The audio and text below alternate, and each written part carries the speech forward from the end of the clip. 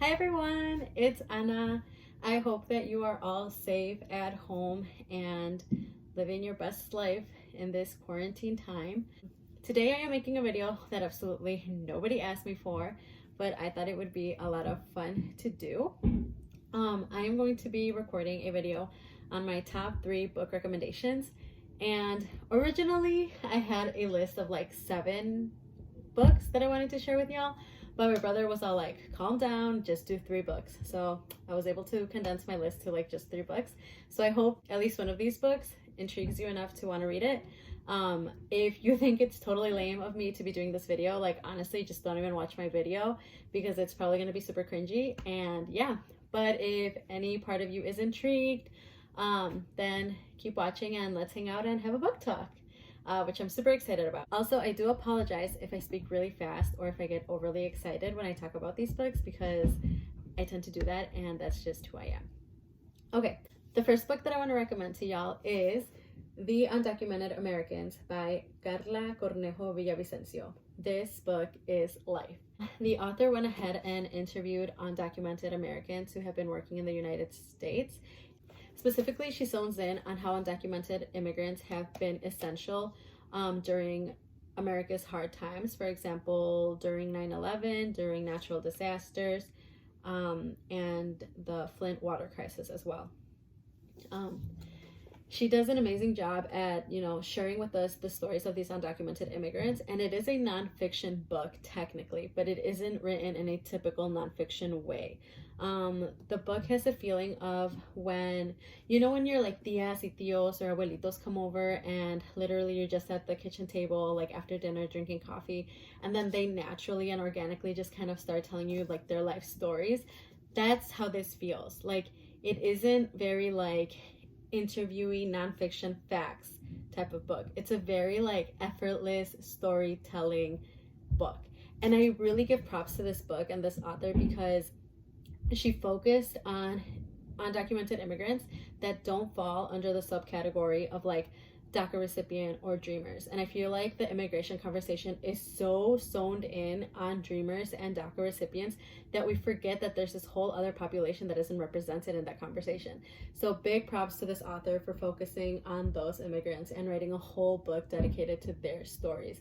And she did it so truthfully, raw, and just amazing. Another thing that I really loved about this book is that it talked about mental health in the immigrant communities. Oh my God, like that made me so happy and so excited because there's only one other book that I've read that has touched on mental health in the Mexican community specifically, and that was I Am Not Your Perfect Mexican Daughter by Erika Sanchez. I just think it's so important to talk about it.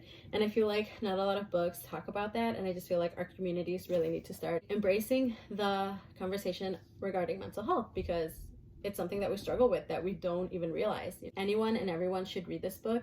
Specifically, if you're a white supremacist or you know a white supremacist, like give them this book to read because this is what they need to be exposing themselves to. And honestly, like anyone should read this, as well as dreamers and DACA recipients. I feel like this is a book that reminds us that there are other people, other immigrants who are struggling harder than we may think we are.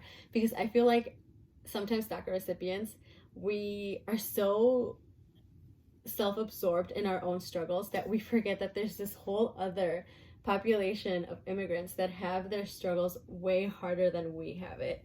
And it's just a good reminder and wake-up call for us. So highly suggest this book. The second book that I want to go ahead and recommend to y'all is a memoir. And memoirs are my jam. I love reading about other people and their lives, and it's probably because I'm low-key nosy, but I am who I am. Becoming by Michelle Obama. Oh my gosh. Are we even surprised? Like, this woman is life. I love her, and I hope to be half the woman she is when I grow up. I want to be her when I grow up, actually. I loved reading about her because we all got to witness her firsthand being the First Lady of the United States, but in reading her story, we get to relearn everything we thought we knew, and we're relearning it in her perspective, and it is fantastic and fascinating. She truly starts her storytelling at the very beginning. She literally talks about like kindergarten and how her mom had to be her educational advocate, so that she could get a good education. She touches base on her dad having multiple sclerosis and how that affected her and her family. And you can genuinely see how her early years influenced her role as First Lady. I loved the way she told her story. Like, it was so captivating and engaging. And I remember not wanting to finish this book because truly I just wanted to savor her story. So yeah, I really enjoyed this book, Becoming. And she also has, I think, a Netflix series coming out about like the book tour or something like that, something regarding her book. But it's a Netflix series that's coming out, I think, this week. So yeah, give the book a read. I really loved it and enjoyed it. Love you, girl. The last book that I have for you is actually a collection of short stories, and it is beautiful. It is Sabrina and Corina by Cali Fajardo Anstine. I hope I'm not butchering her last name, but she is an amazing writer. So this book is a collection of short stories about Latina women in the modern American West. And all of the stories fall into themes, and those themes include abandonment, a sense of home, a sense of belonging, heritage. It also touches base on gentrification and the effects of gentrification in these communities. So it's a really, really, really amazing read. Something that this book did for me, and I love any book that does this for me, is when I have a point of view on a certain issue or a certain lifestyle or a certain situation, but something in the book gives me a new perspective. And I swear at least 2 of these stories did that for me at some point. And I loved it. I love when a book does that for me. I love just being exposed to new perspectives, new ideas, and just things that make me question what I believe, if that makes sense. And the stories do have like an eerie feeling as well. It's not like a creepy, scary feeling, but they have their own kind of like eerie vibe, and they're just so interesting, and I love them. And I promise you that after you read one story, like, you're gonna want to read them all, and every story leaves you wanting more. But it's just so good. I really, really, really enjoyed these short stories. I think the last 2 might be my favorite ones. I don't know, I just love them. They are awesome, and I really truly love this. Oh, something else. The paperback just came out, I believe, last week, or within the last couple of weeks it came out. So the paperback is a cheaper option if you're looking to purchase. So I do just want to mention that and give you a heads up. And also, if you are looking to buy books, I would suggest you buy locally, obviously via online due to the situation that we're in right now. But, you know, just support local bookstores if you can. Obviously, you know, there's always Amazon, but Amazon's already rich AF. So these are my top 3 book recommendations that I think y'all should give a chance and check out. And if you know me and you want to borrow these, like, just let me know, and I'll definitely lend them to you. Just please give them back. But yeah, I hope that at least one of these books seemed intriguing to you. I love them.